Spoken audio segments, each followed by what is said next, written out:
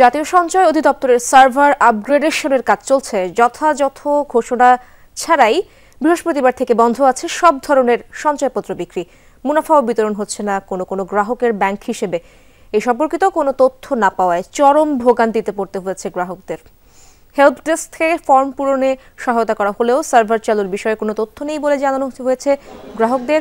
সঞ্চয়পত্রের মুনাফার হার বাড়াতে গত বৃহস্পতিবার অর্থ মন্ত্রণালয়ের অর্থ বিভাগ চিঠি পাঠিয়েছে অভ্যন্তরীণ সম্পদ বিভাগে। যদিও আইআরডি এখনও কোনো প্রজ্ঞাপন জারি করেনি। অধিদপ্তর বলছে জাতীয় সঞ্চয় অনলাইন ম্যানেজমেন্ট সিস্টেমের উন্নয়নের কাজ চলছে। আজ সার্ভার ঠিক হয়ে যাবে, সঞ্চয়পত্র গ্রাহকেরা স্বাভাবিক সেবা পাবেন। সঞ্চয়পত্রের অনলাইন কার্যক্রম শুরু হয় 2019 সালের 1 জুলাই। ওনাদের অধিদপ্তরের সার্ভারের সমস্যার কারণে আমার অ্যাকাউন্টে টাকাটা ঢুকতেছে না। সার্ভার সমস্যা চলতেছে। সার্ভার গত এক সপ্তাহ যাবত বন্ধ, কখন চালু হবে কেউ জানে না। এটা খুবই মানুষের এখানে নাজাল হইতেছে, মানুষের অসুবিধা হইতেছে।